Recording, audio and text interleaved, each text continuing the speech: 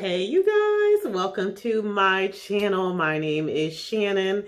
Listen, if you are new here, welcome. If you are not new, welcome back. I am so glad to have you guys join me today. I'm going to be talking about something, well, let's just say something that we really need to be cautious about. This thing has been swimming in my spirit for the last couple of weeks. How sometimes God gives you stuff in pieces. But the first thing that I felt was that a lot of people are in that in-between, right? We're in that in-between where we're not quite where we used to be, but we need to make decisions to move forward and to progress in God's plan for us in our lives or whatnot.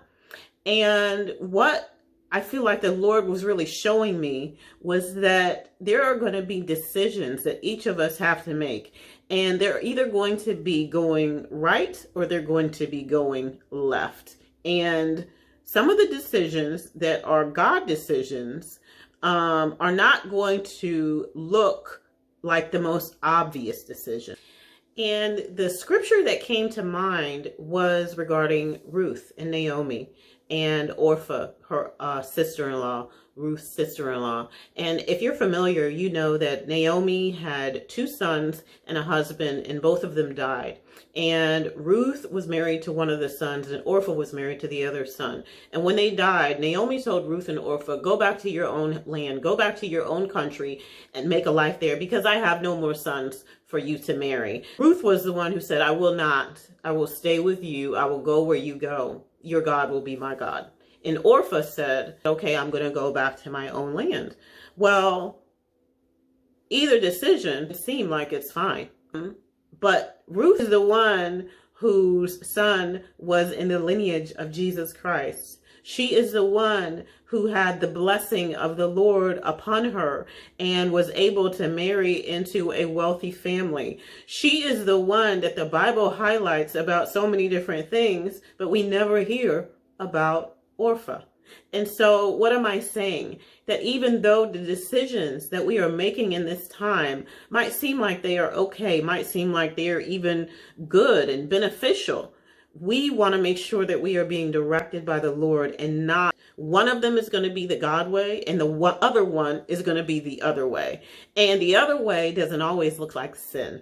The other way isn't always something that is going to be so bad or horrific. It is going to seem very innocuous. And that is exactly what the enemy wants, because the domino effect is making small decisions that will actually domino into greater impact in your life. And we see that one decision that both Ruth made and that Orpah made impacted the rest of their life. We never hear about Orpah again, but we do know that the blessing of the Lord was not only on Ruth, but in Ruth. And so because of that, I believe that the Lord is wanting us to be more aware, more mindful of the decisions that we're making about anything, right? He does not want the enemy to have an in to derail our destiny, because listen, at very best, when the enemy gets in there or there's a decision to be made and we get off course even a little bit, at very best, he can delay our destiny. But at very worst, he can devastate our entire life and our family. One decision.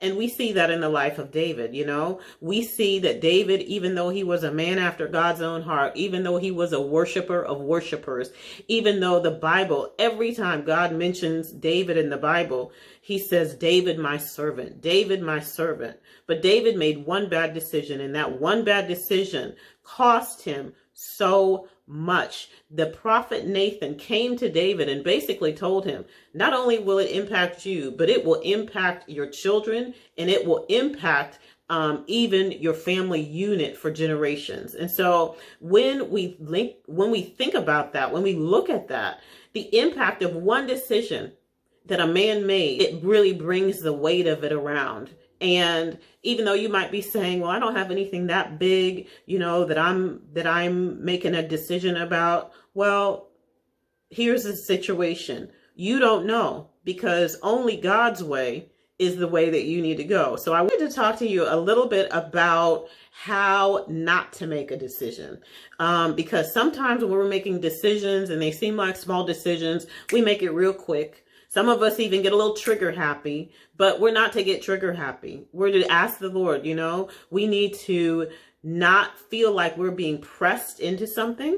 I remember a minister years and years ago had said, God leads, right? He'll lead us. He leads his children, but the enemy drives. The enemy is pushy.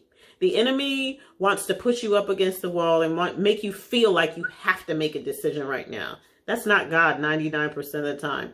God is not one like trigger happy. You better do this or that's not God. So if you feel like you're making decisions and you're a little bit, oh, I got to make it right now, or I got to, all of that tension or whatnot, take a step back. Don't get trigger happy and wait for the Lord to give you peace. The second thing that we don't want to do when we're making a decision is make it out of our emotions. Listen, God gave us our emotions to serve us, not to lead us. He, the Holy Spirit, is the one who leads us, right? And God is the only one we need to be following. We don't follow our emotions. Our emotions, as David and so many others in the Bible have shown us, are so fickle. I mean, we know that they change from day to day, even hour to hour at times. And so we don't want to follow our emotions because our emotions are not the Holy Spirit. The Holy Spirit is the Holy Spirit. Jesus is Jesus and God is God. And that's who we follow. The other way we want to make sure that we don't make a decision is following the crowd. Listen, this is so tempting at times. And I experienced this just recently. I was transitioning and about to move a little over a year ago. There was a handful of people that I knew who were actually going to Atlanta, Georgia. Listen, I have family in Atlanta, Georgia. I have friends in Atlanta, Georgia. And on discussing with some of these people my transition, they were saying, well, you have people in Atlanta. Come to Atlanta. Atlanta's great. Listen, God wasn't telling me Atlanta. I was not following the crowd, following the Spirit of the Lord. And so when you are transitioning or making decisions, be very careful not to follow the crowd, because the crowd might all be going this way, but God might be sending you the other way, like he did with me. So the last thing that I wanted to share about how we don't make decisions out of fear. We do not allow the spirit of fear to guide us. Fear is all of the enemy. I know when you are making big decisions, I just mentioned that I moved or whatnot, there can be a little intrepidation. There can be a little uneasiness when you're doing that stuff. And that's natural, but that's not necessarily fear. We don't let fear guide us. We don't let fear lead us. We don't let the enemy have an in because of, our emotions or the spirit of fear trying to come to us and badger us or tell us what's going to be. No, we don't give place to that. We follow the Lord and we don't follow fear.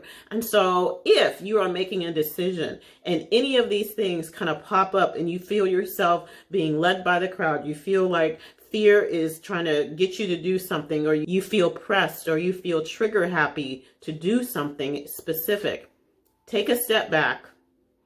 Take a step back and ask for God to give you peace. Take a step back and ask for God to lead you. And don't dismiss the small decisions that you are making that could ultimately impact you, because you don't know whether or not that decision will lead you to a domino effect down the line. So anyway, I hope that you got something from this video. If you did, give me a thumbs up. Share this with whomever, and I hope that you have a great rest of your week, and I will see you guys on the next video. Bye.